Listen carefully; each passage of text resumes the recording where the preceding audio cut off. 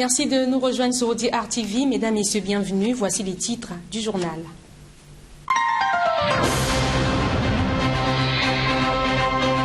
À suivre les réactions des Congolais après l'annonce de la suspension de l'importation des ailes de poulet de marque Wispaz en provenance de la Pologne. Le ministre de l'Enseignement technique et professionnel, visiblement satisfait des conditions de travail à l'Agence congolaise pour l'emploi. Il a visité le siège de cet organe ce mardi.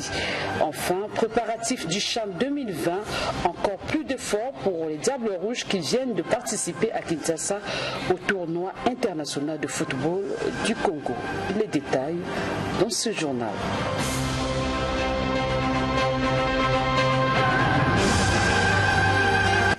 Et puis invité du journal Benoît Janin, directeur général d'Airtel Congo. Monsieur, bonsoir et bienvenue sur ce plateau de DR TV.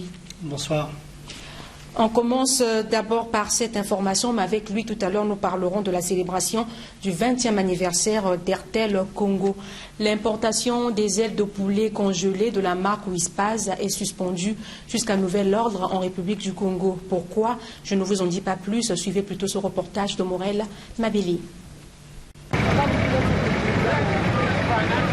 Suite à la note circulaire datant du 14 janvier 2020 de la ministre de la Santé, de la Population, de la Promotion de la Femme et de l'Intégration de la Femme au Développement qui attire l'attention des Congolais sur la présence des ailes de poulet congelées de la marque Wispaz, lesquelles ailes de poulet seraient à l'origine de flambées des maladies diarrhéiques. Constatant que les Congolais sont beaucoup friands des ailes de poulet, nous avons interviewé quelques-uns d'entre eux qui pensent que les responsabilités sont partagées. La grande question que l'on se pose est celle-ci. Comment ces denrées alimentaires et ces produits carnés rentrent au Congo? On interdit. Mais comment est-ce que ça rentre ici au Congo? Je pense que ça passe par la douane. Et dans chaque service, là où il y a la douane, il doit avoir le ministère, je pense, du commerce. Il doit avoir aussi le ministère de l'agriculture qui est chargé de contrôler tous les produits qui rentrent au Congo. Bon, maintenant, si depuis là-bas, on laisse passer, que fait la population? Avec la crise actuelle que nous sommes en train de vivre. Donc le ministère doit penser, ils doivent s'entendre. Tous les ministères, c'est un problème qui est national, ce n'est pas un problème seulement du ministère du Commerce. On doit voir tous ces paramètres. Tous les ministères concernés, surtout qui sont dans des frontières. Aujourd'hui, on a interdit les sachets. Mais quand vous venez au marché, on voit toujours des sachets. Ça passe par où? La population est ignorante sur ça. Vous voyez, la plupart des vendeurs, c'est des gens qui ne sont pas allés à l'école, qui ont un peu de formation à suivre. Moi, je crois qu'à ce niveau, il faut même, ça interpelle beaucoup plus les ministères. Ce vendeur des ailes de dinde et des ailes de poulet rencontré au marché Total nous a dit qu'il a été informé à travers les réseaux sociaux sur cette note ministérielle. Le dimanche, Opéra Mini News, il y a aussi une nouvelle qui s'est propagée qu'au Congo-Brazzaville, les produits congelés sont avariés quand on se raconte. J'ai même la page. Sur Opéra Mini News, il y a aussi une nouvelle qu'ils ont propagée le dimanche. Ils avaient dit au Congo-Brazzaville, les produits alimentaires sont détectés avec des germes.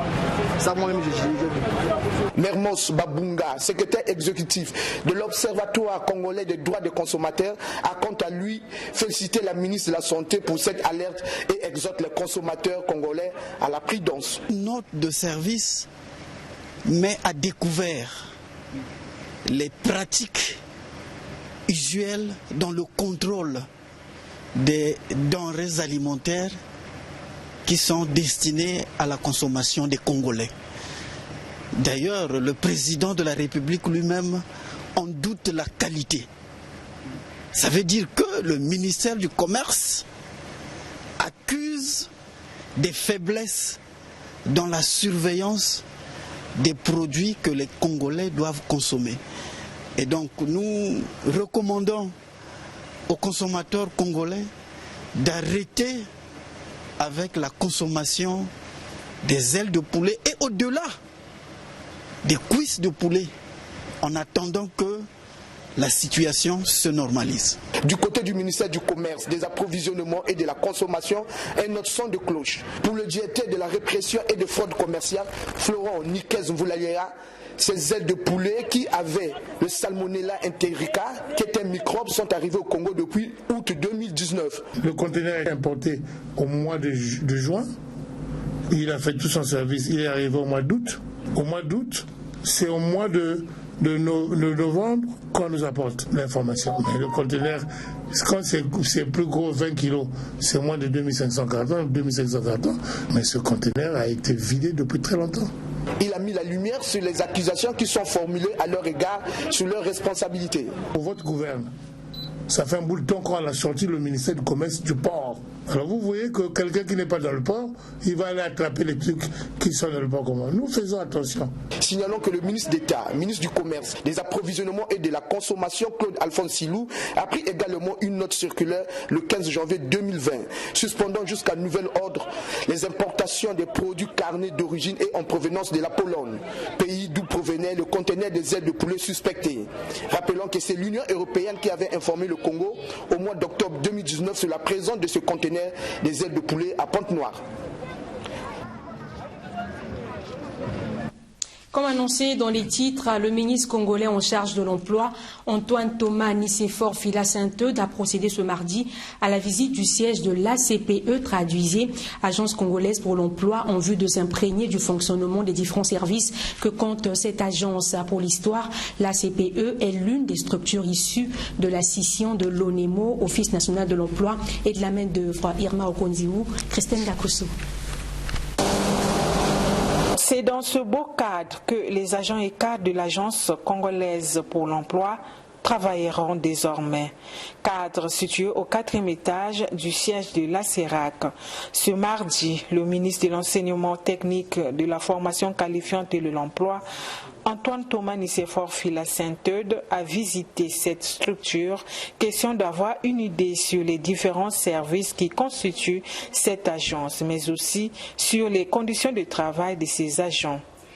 Partout où il est passé, le ministre s'est dit satisfait de ces nouvelles réformes et il ne doute pas des résultats qui sortiront de ces différentes directions.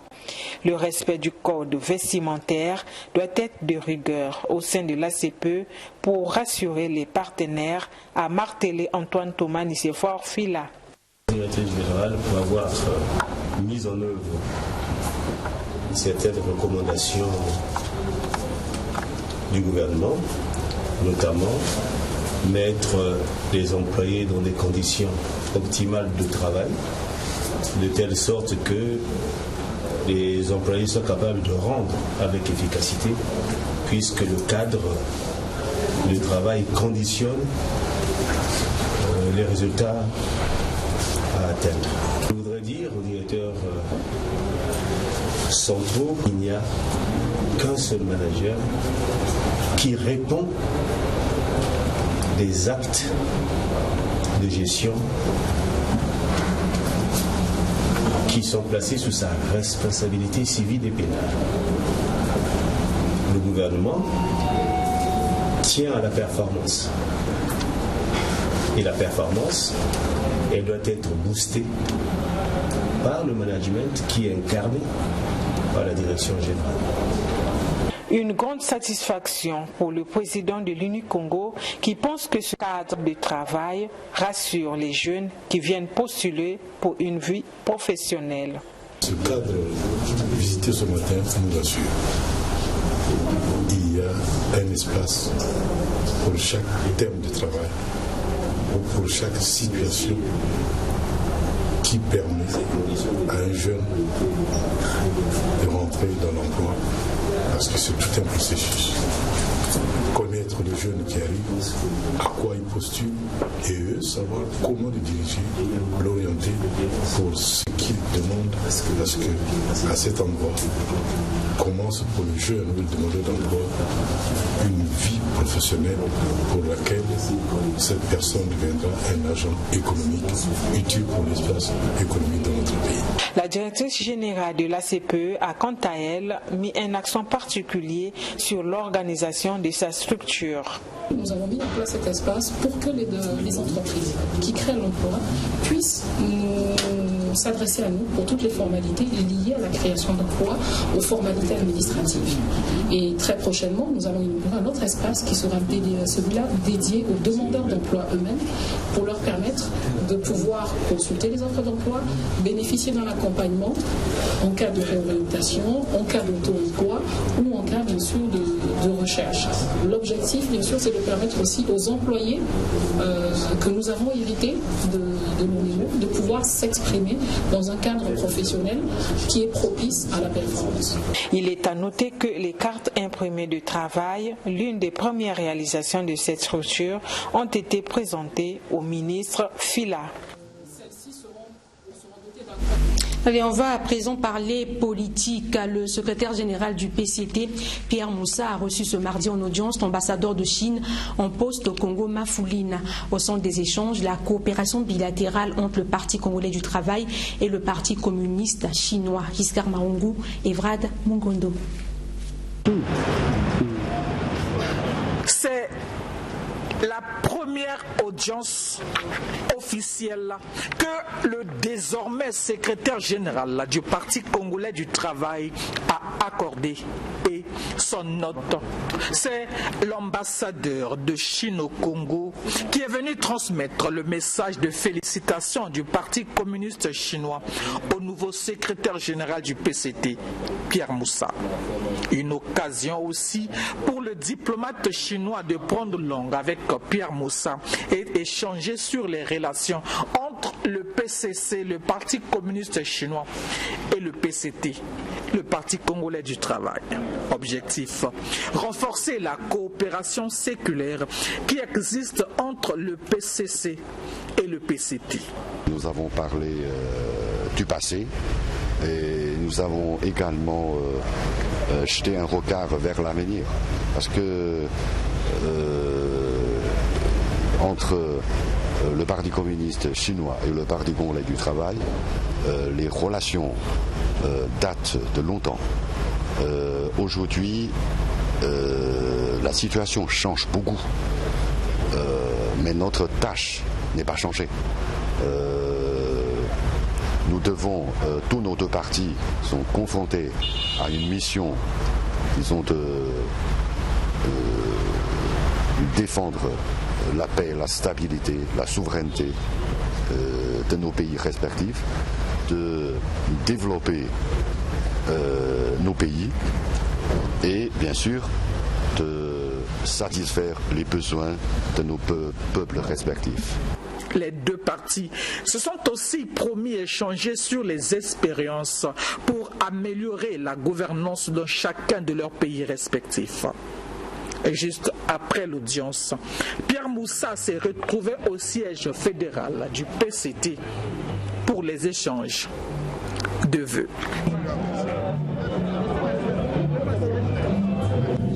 Giscard Maungu vient de le dire. Juste après cette audience, le secrétaire général du Parti congolais du travail a échangé les vœux avec les membres de ce parti. Regardez.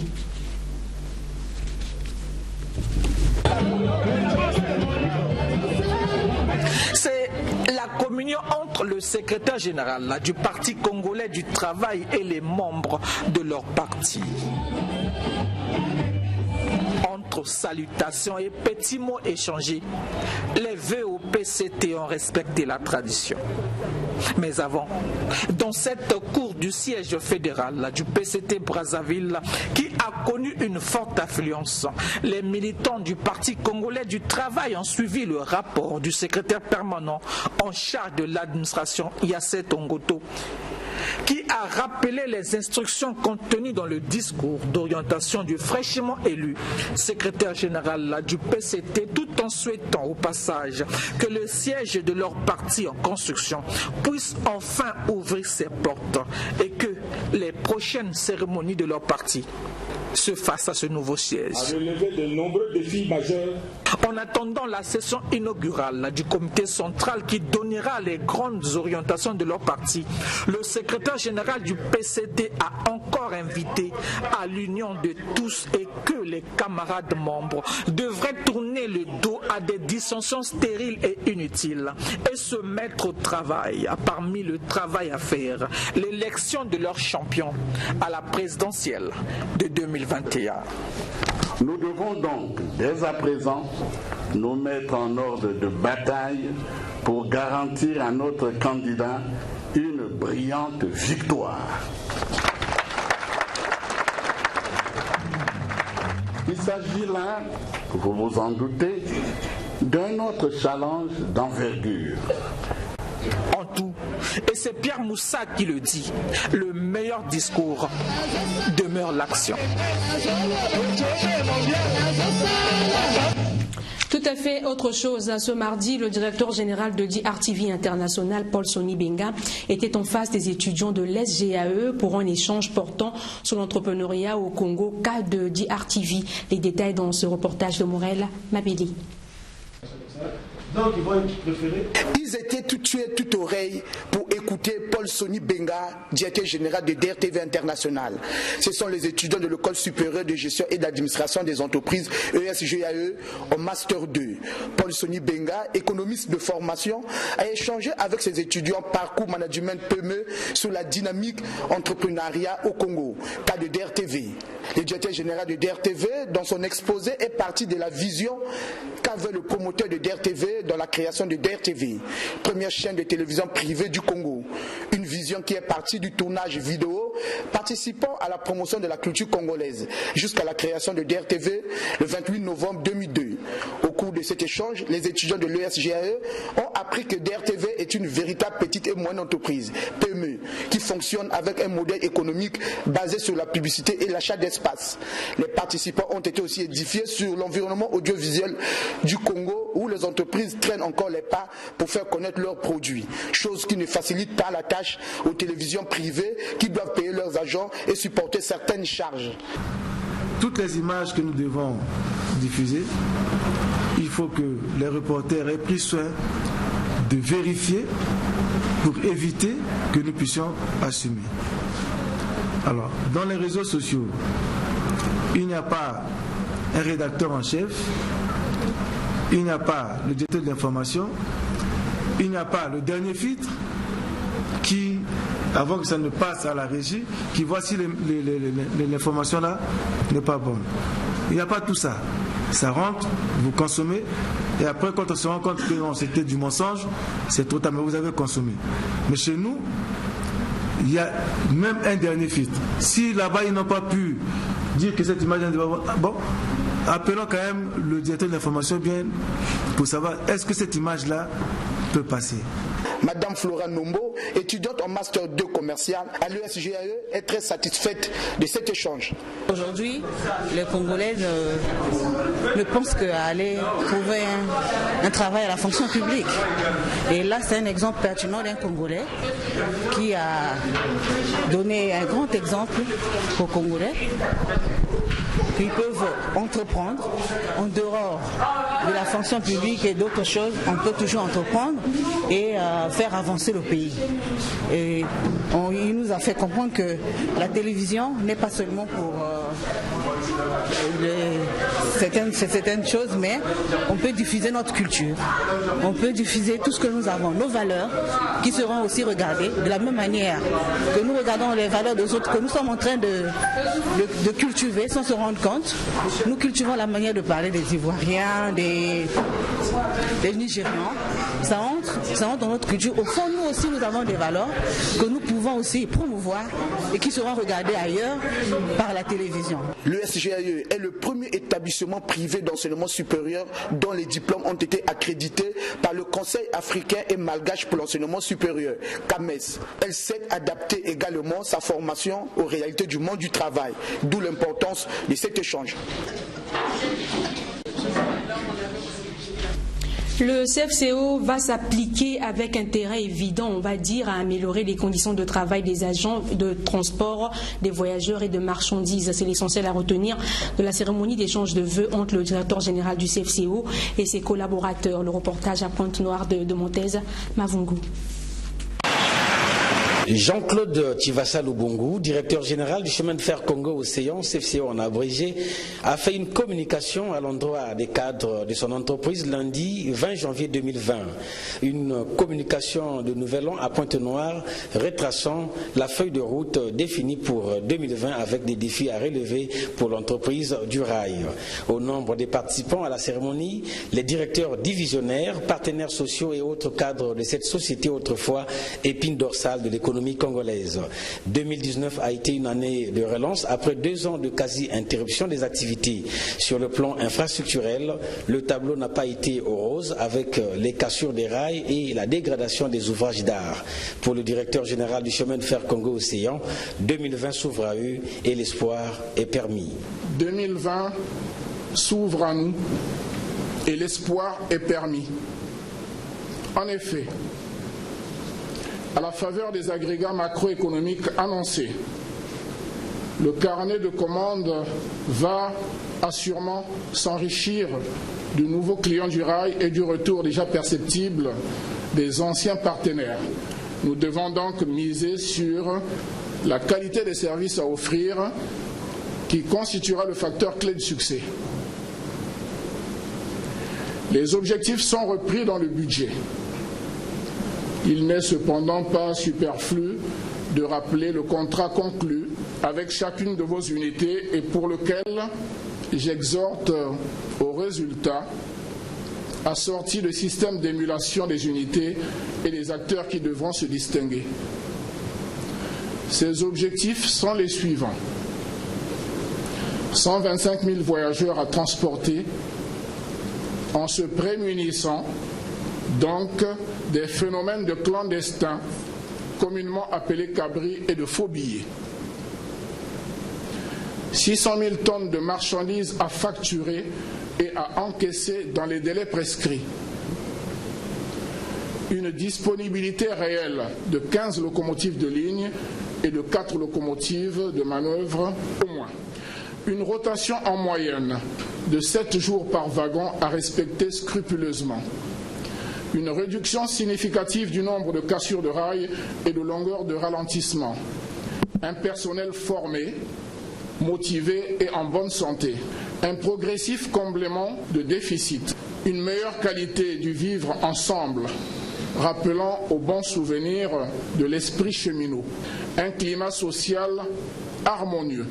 Enfin, le directeur général du chemin de fer Congo-Océan a rendu un hommage mérité au président de la République, Denis Sassou Nguesso, chef de l'État et à son gouvernement pour le soutien de l'accompagnement dont le chemin de fer Congo-Océan a toujours été bénéficiaire.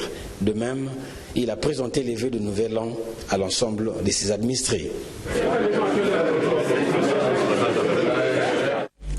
Place à présent à l'entretien avec notre invité. Comme je l'ai dit tout au début de ce journal, je reçois sur ce plateau M.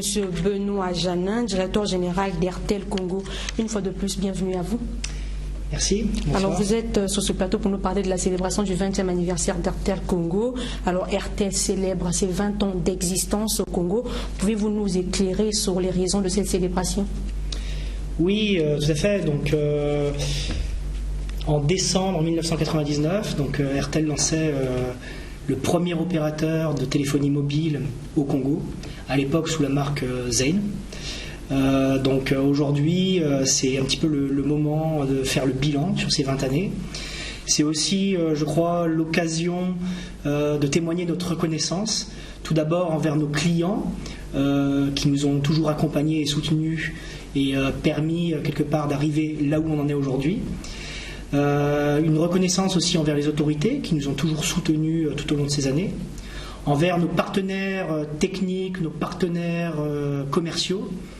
Et puis, moi, en tant que dirigeant d'entreprise, c'est aussi une reconnaissance envers les employés, bien sûr, qui ont été instrumentaux pour vraiment fournir toujours le meilleur le meilleur des services de téléphonie aux Congolais.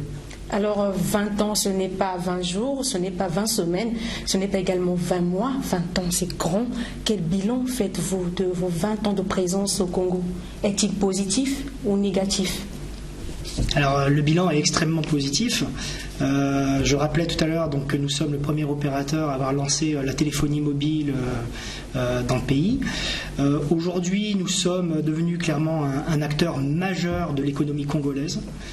Nous sommes, je crois, vraiment un partenaire du quotidien des Congolais, à travers les services classiques de téléphonie mobile, à travers l'Internet mobile, et puis aussi plus récemment à travers ce qu'on appelle les transactions financières mobiles, à savoir notre service Airtel Money. Et enfin, je crois que nous venons juste en fait de terminer notre couverture 4G et aujourd'hui nous avons le réseau Internet le plus grand du pays, avec un réseau 4G quasiment à 100% dans tout le pays. Peut-on savoir comment Airtel a contribué à la vie des Congolais depuis ces 20 dernières années ? Alors je dirais qu'Airtel a contribué donc, à la vie des Congolais sous deux angles. Tout d'abord sous l'angle des réussites et des innovations technologiques. Et puis dans un deuxième temps sur l'angle, je dirais, de l'effort social qu'a toujours voulu faire Airtel auprès des populations. Airtel, entreprise citoyenne. Alors sur le premier volet, je peux rappeler par exemple que Airtel a été le premier opérateur à lancer à l'époque les cabines de téléphonie mobile, les cabines publiques. C'est vrai qu'à l'époque, d'un point de vue pouvoir d'achat, ce n'était pas tout à chacun qui pouvait s'offrir un téléphone portable, donc ça a permis aussi de développer la téléphonie. Nous avons aussi lancé ce qu'on appelle le service SAP-SAP, donc les recharges électroniques, ce qui a permis en fait d'avoir ce produit de recharge disponible de partout dans le pays à toute heure.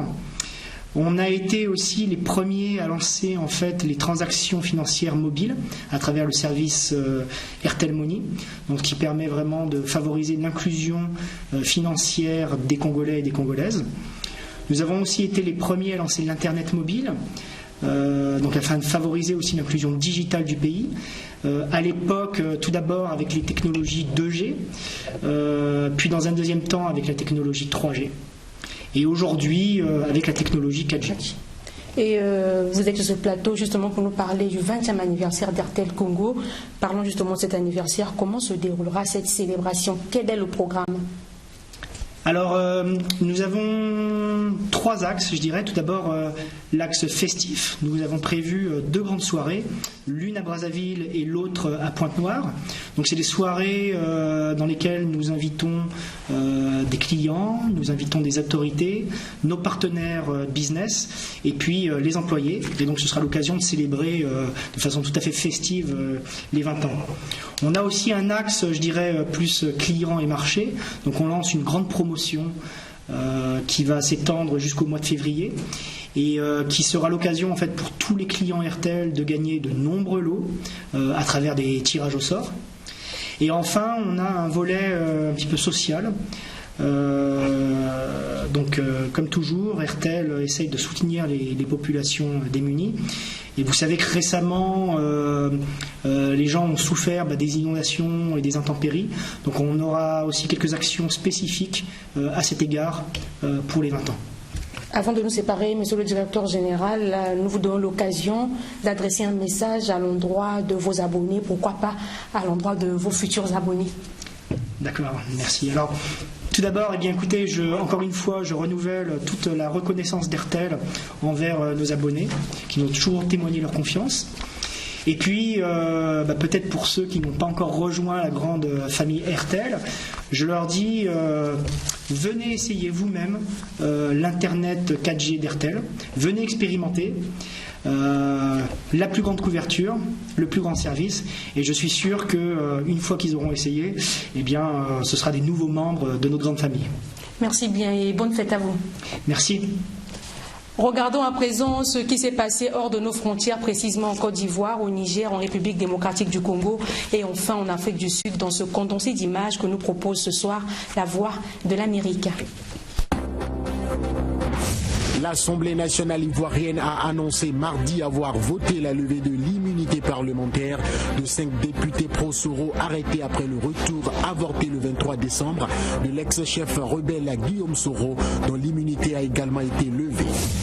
Au Niger, la Commission électorale nationale indépendante a annoncé mardi avoir suspendu ses opérations d'enrôlement d'électeurs dans plusieurs communes de l'ouest du pays, proches du Mali et du Burkina Faso, pour des raisons sécuritaires.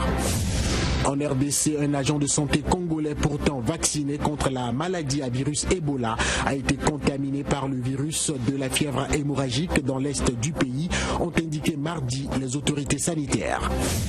Afrique du Sud, la compagnie aérienne South Africa Airways, lourdement endettée, a annoncé mardi qu'elle a annulé 2 vols intérieurs et un vol international dans un souci de rationalisation de ses services et d'économie. Enfin, en sport, après avoir participé à la première édition du tournoi international de football du Congo, en sigle Tifoko, du 17 au 19 janvier à Kinshasa, en République démocratique du Congo, les Diables Rouges A' ont regagné Brazzaville afin de poursuivre la préparation du CHAN prévu du 4 au 26 avril prochain au Cameroun. La formation congolaise a occupé la 3e place derrière la République démocratique du Congo et le Niger. Ce tournoi n'a constitué que la 2e étape de préparation. Le reportage de Donald de Goma.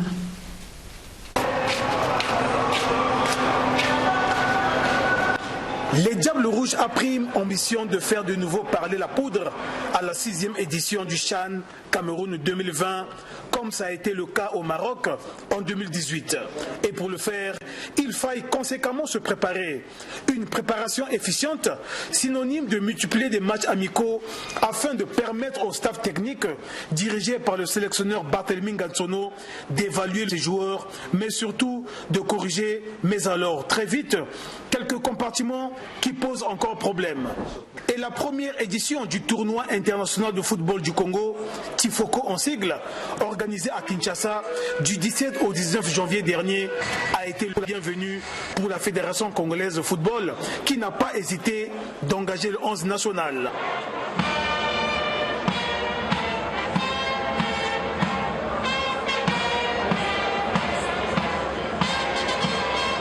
Est-ce que Barthélemy Ngansono a finalement trouvé ce qu'il est venu rechercher à Kinshasa à travers ce tournoi amical international? Nous lui avions posé la question. En partie oui, parce que la préparation elle est encore longue. Nous ne sommes qu'à une 2e étape de notre préparation. Oui, j'ai trouvé, parce que sur le plan mental, j'ai pu juger le niveau de mes enfants, sur le plan technique, tactique et physique également. Donc ce tournoi me sert d'instructeur, n'est-ce pas? Ce qui veut dire qu'il me permettra d'avoir une orientation par rapport à la suite de notre préparation. De ce tournoi qui a regroupé 4 pays, parmi lesquels le Congo, le Burkina Faso, le Niger et la République démocratique du Congo, pays hôte. D'ailleurs, tournoi remporté par la RDC, les Diables Rouges ont occupé la 3e place. À l'ouverture, le derby du fleuve Congo a souri aux léopards de la République démocratique du Congo qui se sont imposés sur le score étriqué d'1-0. C'est au cours de leur 2e sortie face aux étalons du Burkina Faso que le 11 national s'est imposé par 1-0. Mais que pense le technicien congolais sur ces 2 rencontres? Premier match, ils avaient quand même peur, on peut se le dire. Il dit qu'ils n'ont pas joué comme il se devait. Ils ont pensé à la rivalité qu'il y a toujours entre la RDC et nous. Donc mentalement, les enfants n'ont pas donné.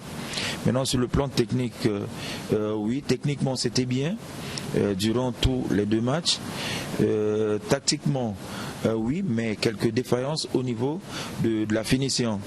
On peut parler de la relation défense-milieu, ça a marché, mais arriver à l'attaque, on n'a pas pu. Donc au niveau de l'attaque, nous avons des soucis. Je crois vous avoir dit ça à la réunion, à la conférence de presse, c'est le mal du football congolais, mais c'est de notre droit également de travailler là-dessus pour trouver une mesure très juste pour nous permettre à notre équipe d'être plus à l'aise au Cameroun. Les Diables Rouges A' seront à leur 3e participation à une phase finale du CHAN après 2014 en Afrique du Sud et 2018 au Maroc. Voilà, c'est la fin de cette édition. Merci de votre aimable attention. Bonne suite de programme sur DR TV.